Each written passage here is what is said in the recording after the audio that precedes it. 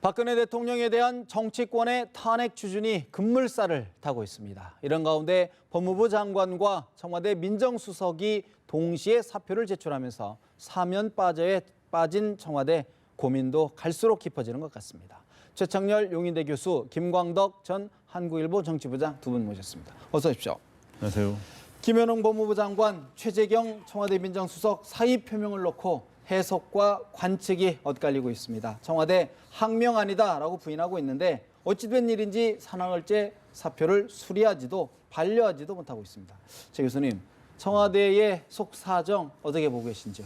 그래서 굉장히 이례적인 일이죠. 지금 사정 라인을 관장하는 두 축이 지금 무너져가고 있는 거거든요. 법무부 장관과 그리고 민정수석이니까. 게다가 지금 공소장에 피의자 입건이 돼 있는 상황이고 대통령이 특검을 앞두고 있고 이런 상황 속에서 대통령으로서는 아까 이제 말씀하신 것처럼 완전히 사면 초과입니다. 지금 청와대의 참모진이 허물어지는 하나의 조짐이 될 수가 있는 것이고 단초가 될 수가 있고 네. 행정부의 장관, 법무부 장관은 사실상 지금 서열로 볼 때는 1, 2위가 아니라 하더라도요. 현 시국, 현 정부에서는 가장 중요한 직책이 지금 법무부 장관 아니겠어요? 검찰 수사를 관장하는 자리니까. 그런데 최근 그 공소장에 이제 그 대통령이 최순실, 안종범 등과 공범으로 적시가 되고 그 부분은 사실 굉장히 당황스러웠을 거예요. 그렇겠죠. 예상은 좀 했다 예, 하더라도요. 예. 그리고 보도에 의하면은 김현웅 법무부 장관이 그러한 보고를 못 받았다라는 거거든요.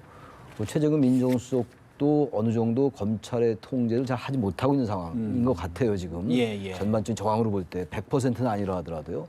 이런 상황 속에서 법무부 장관으로서는 한계를 느꼈을 거다. 우선 대통령에 대해서 지금 검찰의 그 칼끝이 정저준하고 들어오고 있는 거잖아요. 피의자로 입건까지 예, 하고 예. 이런 상황 속에서 법무부 장관은 대단히 애매하고 난처해진 거죠. 입장이, 위치가. 네, 장관으로서 대통령을 예. 보좌해야 되고 어쨌든 행정부의 수장인데 행정부처의 수장인데 검찰을 관리 지휘하는 자리에 있는 법무부 장관이 대통령에게 아주 불리한 그런 결과가 나온 것에 대한 책임. 이른바 도의적 책임을 느꼈을 것이고 그리고 한계도 느꼈을 것 같고요.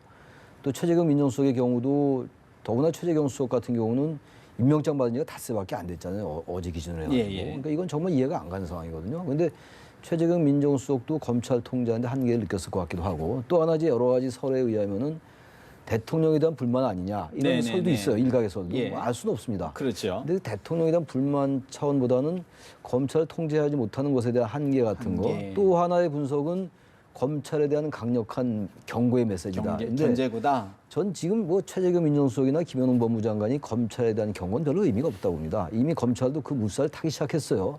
그래서 이제 지는 해이면 분명 지는 해 정도가 아니잖아요. 바로 이제 탄핵 가결이냐 부결이냐 아직 결정 안 됐습니다만 그것을 앞두는 상황이기 때문에 이 법무부 장관이나 민정수석이 검찰을 경고하기 위해서 했다. 저는 그 분석은 전 타당치 않은 것 같고 이 전반적 흐름에 맞지 않는 것 같아요. 결국 이제 대통령이 과연 사표를 수리할 것이냐 반려할 것이냐 관측이 나오는데 우리 김 부장님은 어떻게 전망하시는지요? 일단 사표 문제 결론부터 이야기하면 저는 최재경 민정수석 사표는 반려를 할 것이다. 지금 네. 반려하려고 지금 하고 있고, 근데 최재경 수석이 그거를 이제 그대로 받아서 수용할 하느냐인데 제가 취재한 바로는 아마 그걸 받아들일 거로 보입니다. 그러니까 반려하는 거로. 그래서 네. 왜냐하면 지금 임명장 받은 지 18일인데 일주일도 안 돼서 어떤 이유로든 간에 대통령하고 정면 충돌을 하지 않은 이상 그걸 사표를 낸다는 거는 상식적으로 저는 말이 안 되기 때문에 이제 사의 표명이잖아요. 예. 그리고 이제 법무장관은 일단은 판단을 지금 현재 보류하고 고심하는 중인데 일단 마땅한 대안이 없기 때문에 당분간은 사표 수리를 유보할 거로 보입니다. 그러면은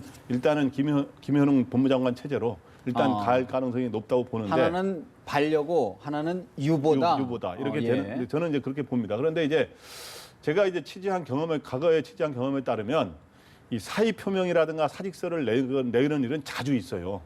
자주 있는데 재신임. 예, 아니 자주 있는데 예. 사의 표명에서 내 걸 어떤 식으로 사의 표명을 하느냐? 자기 부처에 뭔가 책임이 있거나 문제가 있으면 장관들이 대부분 대통령 비서실장을 통해서 자주 사의 표명을 합니다. 왜냐하면 그런 것도 없이 대통령이 그만두라 그러면 서로 기분이 아주 안 좋잖아요. 그렇기 때문에 대통령한테 인사권의 프리핸드를 준다는 측면에서 사의 표명을 하는데 그거를 청와대가 공식 발표할 때는 두 가지 경우에만 발표를 해요.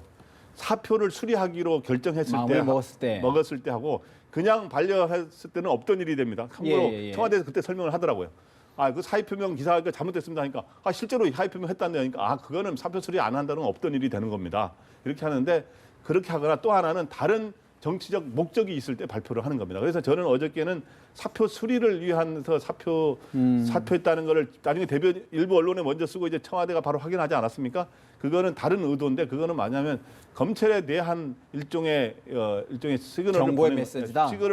경고라고 시그널을 보낸 거다. 검찰총장이라든가 그래서 이렇게 보이고 그다음에 아까 이제 어떻든 이 사표를 왜 냈냐는 건 아까 세 갈래 분석이 있을 수 있는데 이제 그거에 대해 일일이 설명할 필요 없는 거고요. 그러나 어떻든 어느 경우든 간에 예. 이거는 권력의 중심축, 대통령을 이게 국정을 이끌어가는 사정 라인의 중심축, 권력의 중심축이 균열이 간 것만은 분명하다. 분명하다. 이렇게 보입니다. 네. 그러면 최재경 수석이 반려될 것을 예상을 하고 사의를 표명했을까요? 어떻게 보십니까? 저는 어느 정도 그러니까 뭐 본인의 거취를 네. 뭐 예상하거나 안 하거나 중요한 건 아닙니다만은 예. 이거를 주목할 필요가 있는 이제 법무장관이 먼저 사직서를 냈다는 거 아닙니까? 그걸 사직서를 보고. 냈고 그 사직서를 낸 상황에서 그걸 보고 사의를 표명했다니까 그거는 이 검찰과 청와대의 정면 충돌 속에서의 어떤 도의적 책임, 무력감, 여기에 또 다른 아까 검찰이나 대통령에 대한 불만이 다 이쪽으로 또 파생되는 게 있을 수 있는데 예. 법무장관이 내는 걸 보면서 민정수석 나도 사의를 표명하는 게 도리구나라고 하는 판단 속에서 냈다고 보입니다. 근데 저는요. 예. 이 두 사람이 지금 어떠한 이유로 냈느냐를 지금 뭐 분석을 하고 있는 거잖아요. 전 저기 보도를 보면서 이런 걸 느꼈어요. 정치적 도의적 책임이라고 그랬죠. 그 도의적 책임은 저도 아까 말씀드렸습니다만 네. 대통령을 방어하지 못한 도의적 책임이라는 그 뜻이잖아요. 장관은 대통령을 위해서 존재하는 건 아니죠, 사실은. 너무 제 말씀이 이제 원론적인 얘기긴 합니다만. 예. 장관은 국민을 위해서 존재하는 거거든요. 그러니까 지금 국민의 편에 쓴 게 현재 검찰이에요. 어쨌든 최근에 검찰이 상당히 뭐 여러 가지 비판도 많이 받았죠. 늑장 수사니 뭐 여러 가지 좀 수사 의지가 좀 약한 게 아니냐 이런 비판에도 불구하고 상당히 그 정조는 잘 했어요. 예. 국민들이 보기엔 그렇습니다. 청와대 보기엔 도저히 검찰이 납득이 안 가고 용납할 수 없는 세력이 되고 말았습니다만 그럼 법무장관은 국민 편에 쓴다면 이걸 잘한 거죠, 사실은. 근데 대통령을 잘 방어 못했고 검찰을 잘 통제하지 못했기 때문에 법무장관이 됐건 지금 이 민정수석이 됐건 예. 사의를 표명 또는 뭐 사직서를 냈다라고 하니까 저는 이 분석도 이 사람들이 그렇지 않을 수 있다. 예. 지금 말씀하신 그럴 가능성이 물론 높지만 그분들의 저 마음속 어디엔가는 국민들의 편에 쓴 것도 전혀 없지는 않지 않을까. 그러니까 최재경 수석 같은 경우 특히 예. 법무장관하고 또 다른 게 대통령을 보좌해야 되는 거잖아요. 민정수석이고 그리고 특수통으로 이름이 났던 사람이고. 근데 여기에 대한 자괴감 플러스 예. 보좌의 한계 같은 것도 느끼지 않았을까. 도저히 이건 안 된다. 이거는 그리고 대통령에게 제기된 여러 가지 의혹이나 정황들이 본인이 특수통이니까 너무 이거는 뭐 완전하게 증거가 나오지 않았다 하더라도 사실 가깝다는 추론을 하면서 예. 이걸 내가 어떻게 막아낼 수 있을까? 그럼 막아내는 게 과연 역사적으로 맞는가라는 생각도 하지 않았을까? 전혀 이건 일반 언론이 분석하는 건 전혀 아닌데. 예를 들어 그러면 사의 표명을 하고 그러면 출근을 안 할 수도 있는 거 아닙니까? 근데 사실은 계속 사의 표명을 출근을 하고 있다. 그러니까 이제 예. 그게 굉장히 복합적으로 많이 여러 가지가 있을 거다. 그러면서 여러 막상 가지가. 또 완전히 옛날 선비처럼 낙향하고 이럴 수도 없는 거잖아요. 지금 옛날 선비 같으면 낙향했죠. 물론 그만인 거거든요. 그런 그런 상황은 것까지는 아니다. 아니지만 어떤 그런 한마디만 깊숙이 속에 얘기하자면요. 있지 않았을까라는 생각이 들어요. 법무장관하고 민정수석은 진짜 이 초유의 이 역사적인 초유의 상황 아닙니까? 그래서 예를 들어서 자기를 임명한 법무장관도 그렇고 자기를 임명한 대통령이 범죄자로 규정되지 않았습니까? 네. 피의자로. 공동 정범의 피의자로 규정된 상황 그것도 본인들한테는 굉장히 부담이 되는 아까 도의적 책임 이야기가 또 하나는 대통령이 또 이 국가의 최고의 수사기관인 검찰의 수사에 응하지 않겠다고 하는 그 상황. 그것도 법무장관이나 법조인 출신인 민정수석 입장에서는 그것도 사실은 이해하기 어려운 이런 초유의 상황 앞에서 바로 보시고 있는 대통령도 의식하지만 자기 네. 법조계 친정의 법조계의 시선도 의식할 거고 또 민심도 의식하고 이러면서 상당한 어떤 고민이 있을 수 있다는 거는 이런 부분들이 사실 이제 검사 출신의 민정수석을 사실은 우병우 민정수석의 후임으로 선발했을 때부터 이런 우려가 있었던 것이 현실화되는 것 아니냐 하는 생각이 드는데 사실 이제 박 대통령에 대한 검찰 또 방어막이 좀 흔들리고 있는 상황인데 최 교수님 이게 검찰이 이제 강하게 드라이브를 걸고 있거든요. 뭐 29일까지 조사를 받겠다. 또 뭐 압수수색도 하고 했는데 일단 청와대의 반응은 없어요. 어떻게 전망하십니까? 검찰 수사를 두 번 다 거부했잖아요. 첫 번째는 이제 변론이라든지 여러 가지 수사 기록을 좀 봐야 되기 때문에 시간을 달라라고 이제 연기를 했었는데 그리고 연기하는 그제 받으려 했는데 20일 날 일요일 날 공소장이 나왔잖아요. 그러면서 전면 거부했지 않습니까? 네. 뭐 사상과 추측에 근거한 뭐 사상 누각이다, 뭐 환상의 집을 그렸다, 뭐 이런 얘기들을 했잖아요. 정면으로 검찰을 비난하고 나온 거죠. 비판이 아니라 비난을 했죠. 검찰의 여러 가지 공소 사실을 완전히 이제 속된 말로 사상 누각이다. 사상 누각이라고 이제 무시해 버렸잖아요. 그리고 이제 검찰은 29일 날이면 이제 내일 모레 아닙니까? 오늘이 이제 24일이니까 네네. 다음 주인데 29일 날 대면 조사를 하겠다라는 거거든요. 대면 조사에 응할 리가 없겠죠. 지금의 기조라면 청와대가. 그리고 특검에 응하겠다라고 얘기하고 있는 거 아니에요? 네네네. 근데 특검도 뭐라고 얘기했냐면은 중립적인 특검에 응하겠다 이렇게 얘기했거든요. 그러니까 중립적이라는 말이 어떤 의미가 있는 건지 아니면 그야말로 원론적으로 한 말인지 모르겠습니다만 지금 사실 청와대 입장에서 볼 때는 이 특검이 중립적이지 않다라고 얘기할 근거가 충분히 있어요. 제도적으로. 야당이 추천하는 특검이잖아요, 지금. 그럼 야당이 추천한 2명 중에서 1명을 대통령이 임명해야 되는 건데 네. 지금까지는 뭐 말을 아끼고 있습니다만 그 사람이 누가 될지 이 사람의 여러 가지 보면서 이 아주 야당 지향성이다, 야당 성향이다라고 얘기하면서 중립적이지 않다. 우리는 중립적인 특검에 응해야 되는 것이지 어떻게 이렇게 특정 정파에 치우친 사람의 특검에 응할 수가 있느냐라고 얼마든지 거부할 명분을 축적할 수 있다. 예. 그러니까 일단 검찰이 아마 이번 29일 날 대면 조사를 하겠다고 통보를 했는데 그것을 청와대가 잘 받기 어렵다라는 짐작을 할 것 같아요. 검찰도 지금까지 어떤 여러 가지 상황을 볼 때. 그럼 명분 쌓기다. 그러니까 검찰은 일단 최대한 그 대통령에 대한 수사에 조사에 예. 최선을 다했다는 그것을 볼 필요가 있겠죠. 그래서 대통령은 저는 이제 29일까지 검찰이 반드시 조사를 하겠다. 검찰 입장에서는 세 가지를 해야 되는 상황이거든요. 대통령 대면 조사를 강력하게 시도하는 게 하나 필요하고 또 하나는 대통령을 뇌물죄로 과연 걸 수 있느냐를 제3자 뇌물죄. 시도하는 게 있는 예. 거. 또 하나는 우병우 전 민정수석 최근에 그 사진으로 인해서 검찰 이미지가 엄청 실추하지 않았습니까?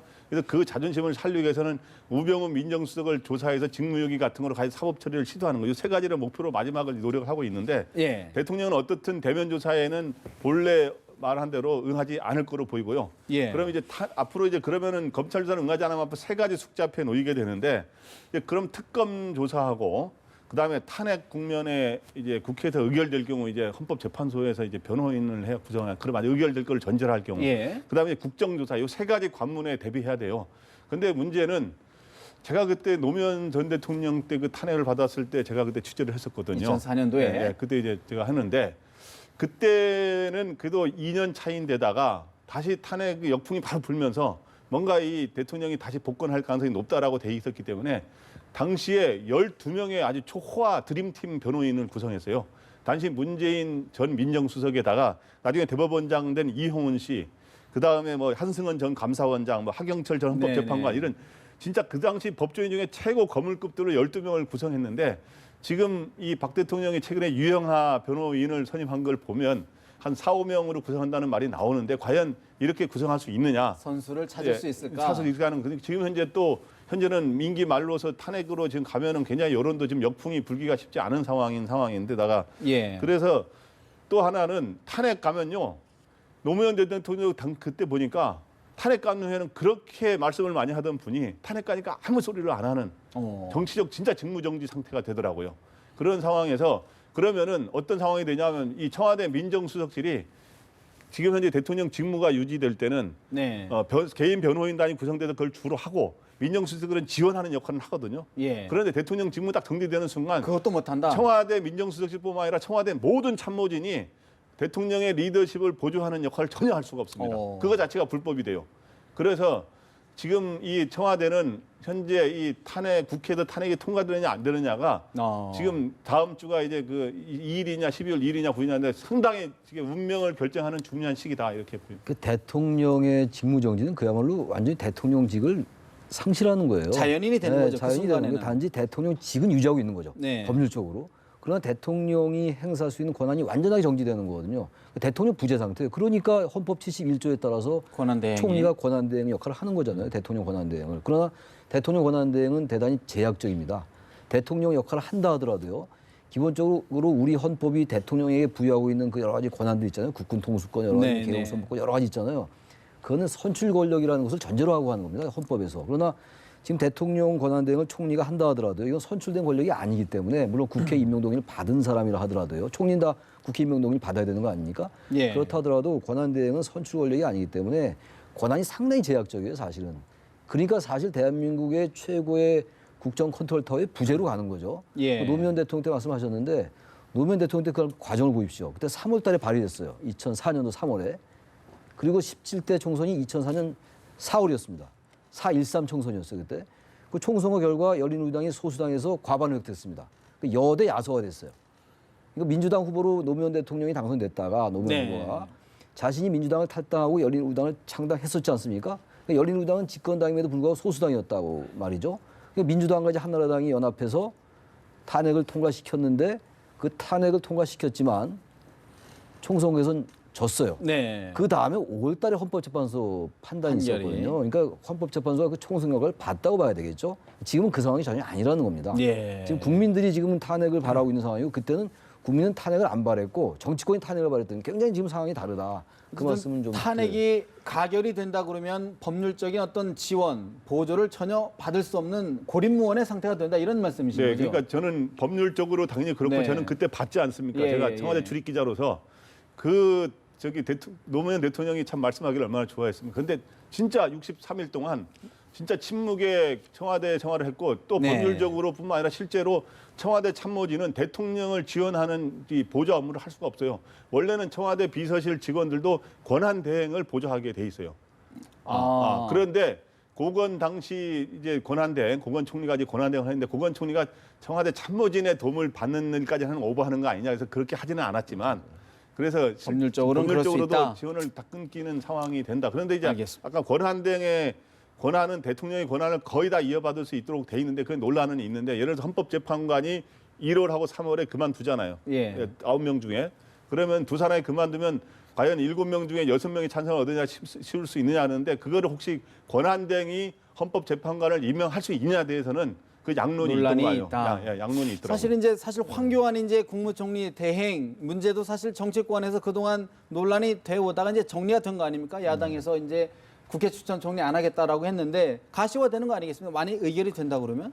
이제 뭐 초읽기에 들어간 거잖아요. 2일 날 아니면 9일 날 표결에 들어가겠다는 거니까 바로 얼마 안 남았어요. 예. 지금 이제 국회 추천 총리는 지금 국민의당이 얼마나 갔다고 양보를 했어요. 예. 일단 탄핵에 집중하겠다고 네. 했는데 여전히 국회 추천 총리는 과제입니다. 지금 황교안 국무총리가 권한대행으로 갈 확률이 대단히 높아지긴 했습니다만 그리고 또 야당은 지금 분석에 의하면은 오히려 황교안 국무총리가 권한대행하는 게 낫다. 그러면 새누리당과 현 정부를 같이 무력화시킬 수가 있다. 이런 분석도 있어요. 일리 있는 분석이라고 봅니다. 사실 정말 그렇게 한다면 그렇게 생각한다면 정말 너무 정치공학적인 분석이고 정치공학적인 생각이니까 저는 그건 바람직한 생각은 아닌데 정치라는 게 뭐 당위로만 되는 것은 아니니까 예. 문제는 황교안 국무총리가 권한대행이 되고 지금 앞으로 특검이 있고 국정조사가 있고 여러 가지 탄핵에 관련된 게 많지 않습니까? 지금 또 헌법재판소 판결도 있어야 되고 말이죠. 이런 상황 속에서 반드시 이 지금 국무총리 그러니까 대통령 권한대행과 야당은 충돌의 지수가 대단히 높아질 겁니다. 갈등 지수가. 오히려 아마 최고조로 끌어올릴 수가 있을 거예요. 그렇게 된다면은 정부이 더 탄핵이 가결되고 난 다음에 더 혼매질 수 있다. 야당 네. 입장에서는 뭐 크게 불리하지 않다. 대통령 공격 대상을 황 총리로 옮겨올 수 있다 이런 판단하는 것 같은데 야당이 처음에는 좀 고민을 하는 것 같더라고요. 황교안 총리가 대통령 권한대행이 되면 박근혜 정권의 연장이 되는 거 아니냐.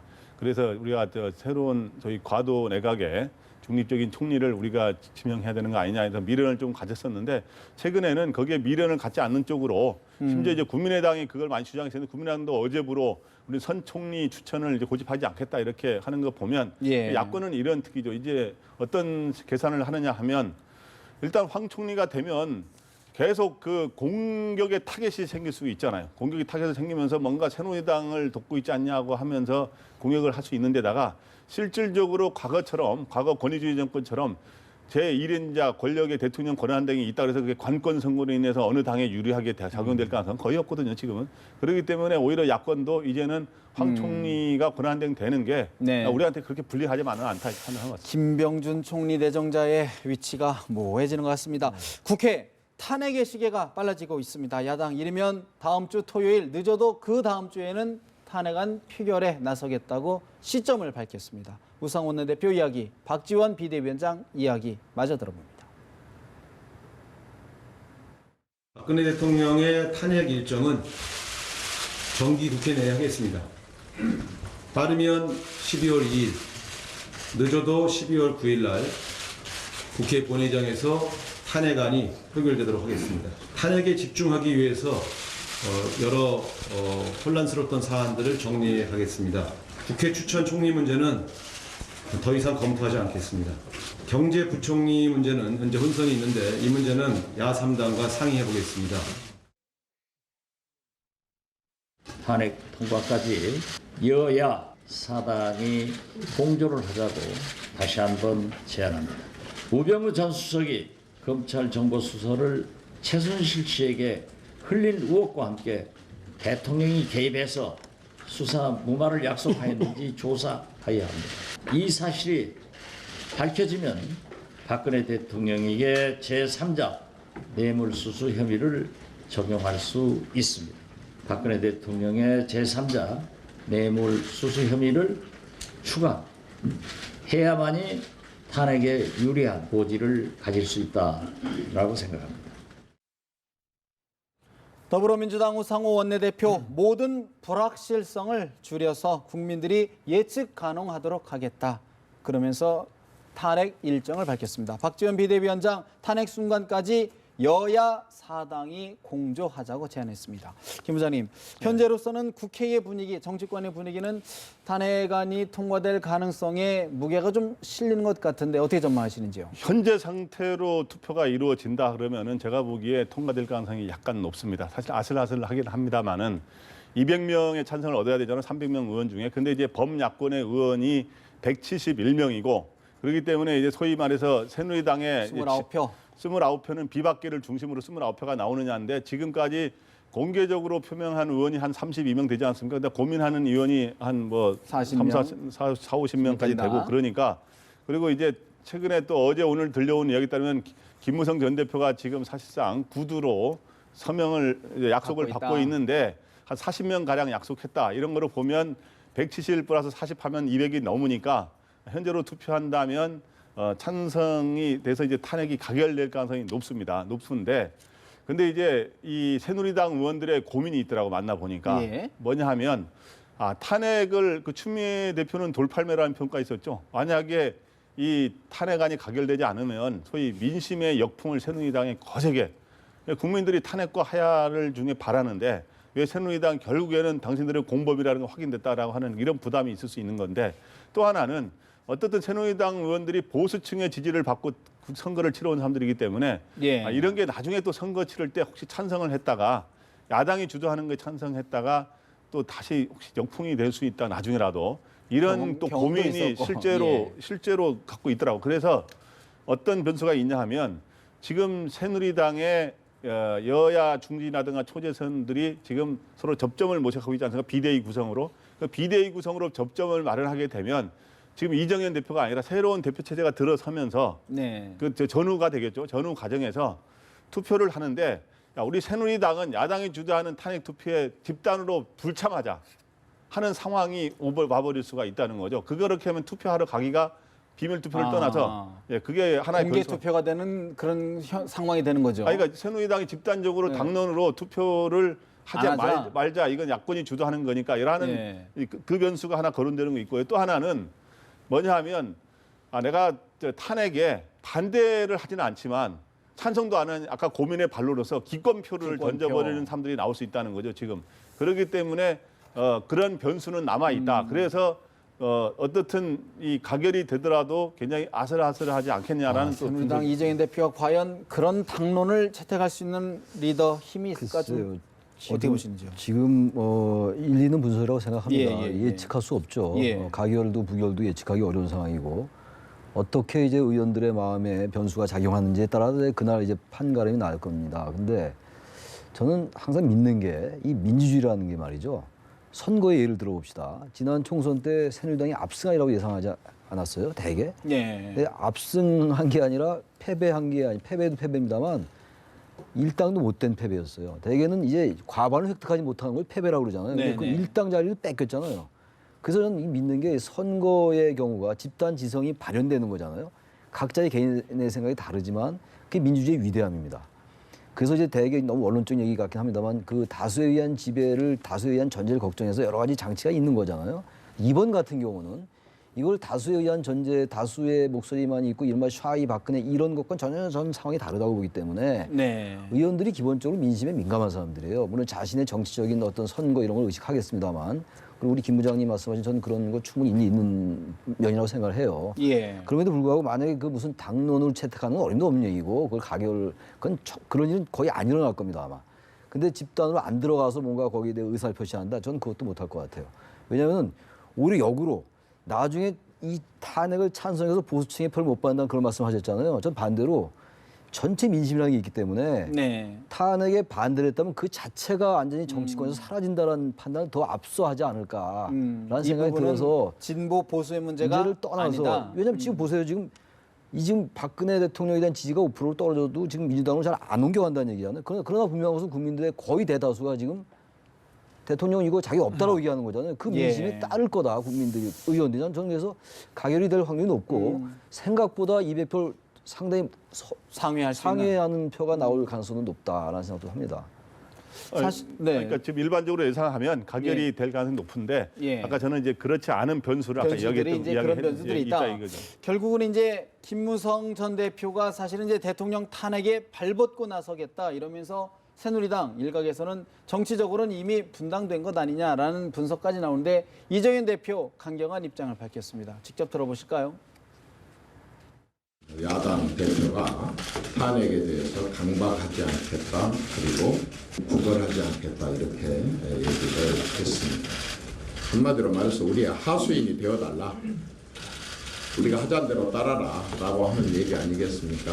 정말 여당을, 보수 세력을, 집권 여당을 어떻게 보고 감히 이렇게 얘기를 하는지. 추미애 대표께서는 두 번의 탄핵을 주도하시는 대단한 업적을 남기는 데 흥분하고 그것에 그렇게 큰 긍지와 자부를 갖고 하시는 말씀인지 모르지만 단어를 골라서 썼으면 좋겠습니다. 김무성 전 대표의 언행은 하늘에 떠있는 깃털 구름과 같이 늘 가볍습니다.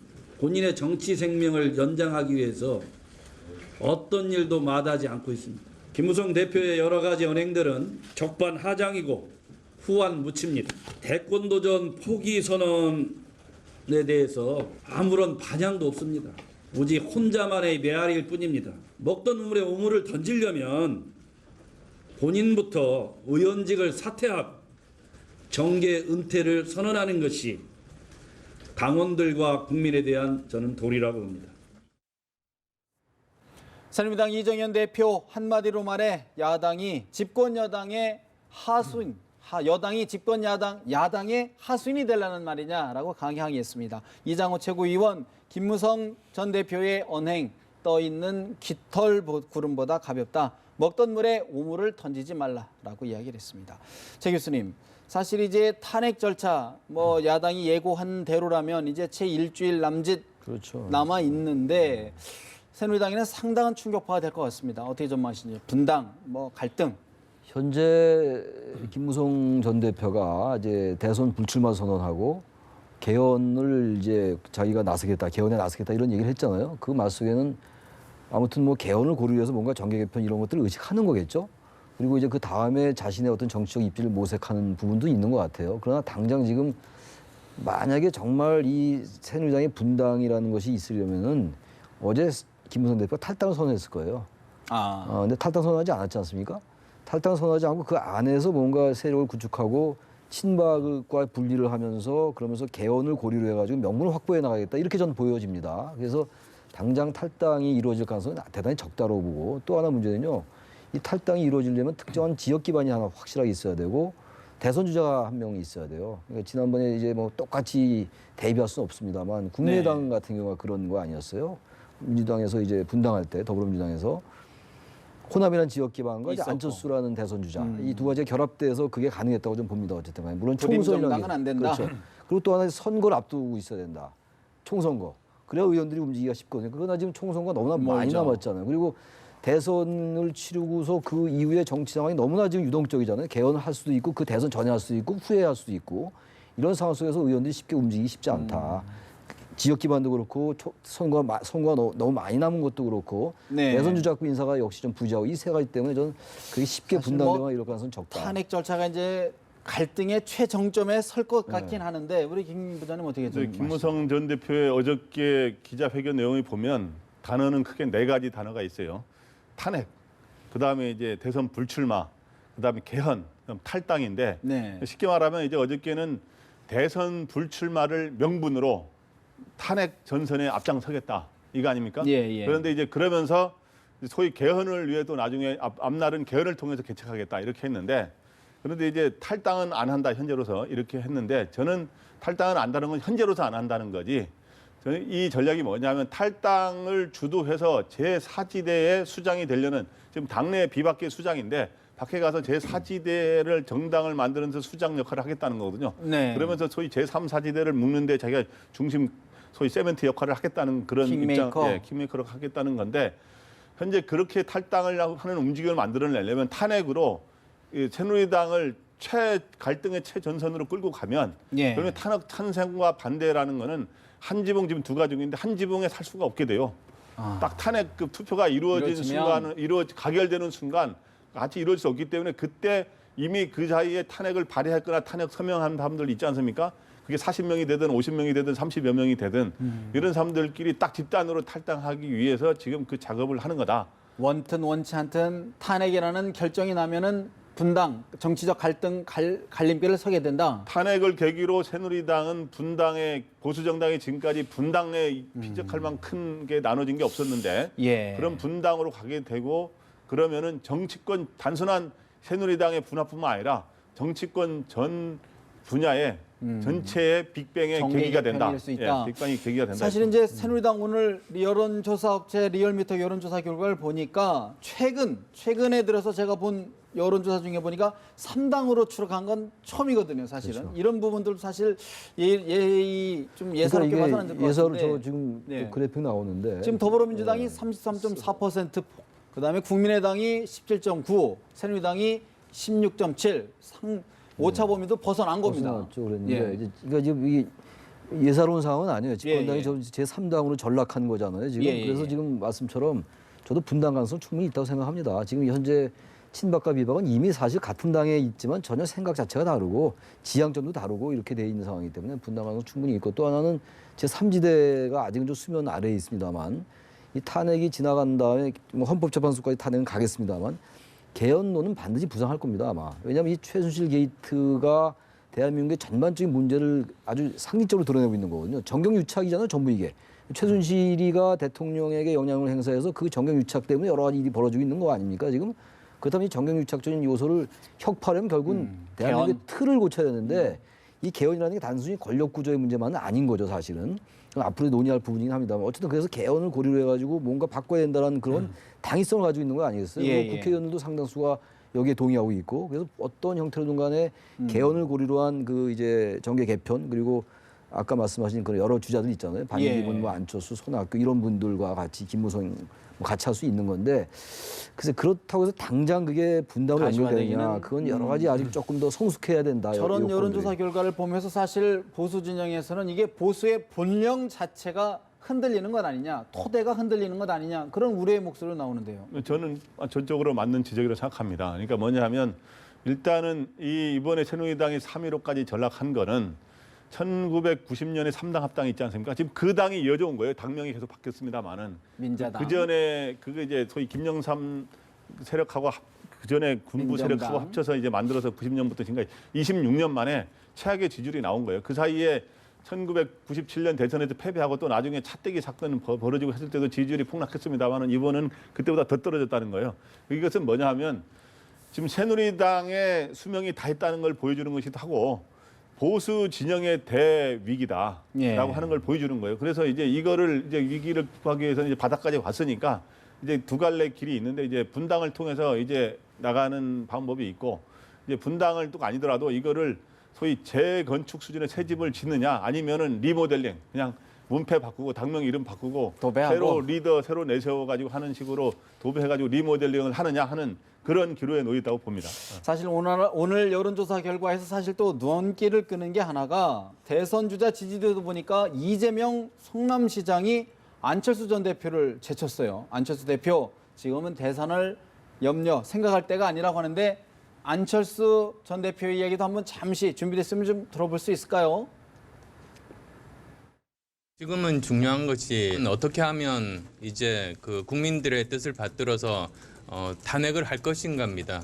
거기에 뜻을 같이 하는 많은 사람들을 지금 만나고 있습니다. 이재명 시장하고 지지율이 좀 엎치락뒤치락하는 모습들이 좀 보여서 지금은 대선에 대해서 생각할 때가 아닙니다.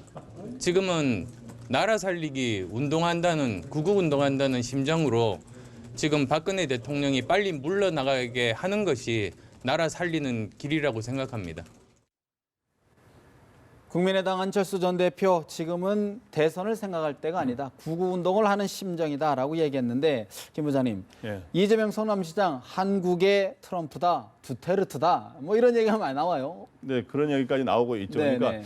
이번 최근에 대선 주자 여론조사 보면 한 두 가지 특징이 있는데 일단 이재명 시장이 선명론, 강경론을 펴면서 지지율이 급등했다는 거죠. 이제 소위 말 박근혜 대통령 소위 탄핵과 구속을 주장하지 않았습니까? 선도적으로. 처음으로. 예, 그래서 예. 굉장히 강경론인데 지지율이 전체 5% 이내였다가 지금 10% 이상 나오는 것들이 늘어나고 있습니다. 그래서 심지어 안철수 전 대표를 제치기도 하는데 그럼 이제 소위 말해서 필리핀의 두테르테, 미국의 트럼프 같은 이게 좀 튀는 사람으로 알려져 있는데 과연 그런 게 실제로 그 사람들 대통령이 됐는데 네. 과연 이재명 시장도 그런 바람을 일으키면서 계속 이어갈 수 있을지 반짝 그냥 인기로 그냥 그칠 끝날지는 것인지. 하는데 그게 특징이 하나 있고 또 이거를 좀 흉내 내는 건지 원래 또 원래 그런 소식이 있는 건지 뭔데 안철수 전 대표와 박원순 시장이 굉장히 최근에 강경론을 펴지 않았습니까? 경쟁적으로. 그 경쟁적으로 폈는데 박원순 시장이라는 사람도 지지율이 오히려 오르지 않고 오히려 약간 떨어졌어요. 그게 그래서 그런 게 특징이고 또 하나는 이제 또 하나의 특징이 뭐냐 하면 문재인 전 대표가 지지율이 어떻든 약간 상승한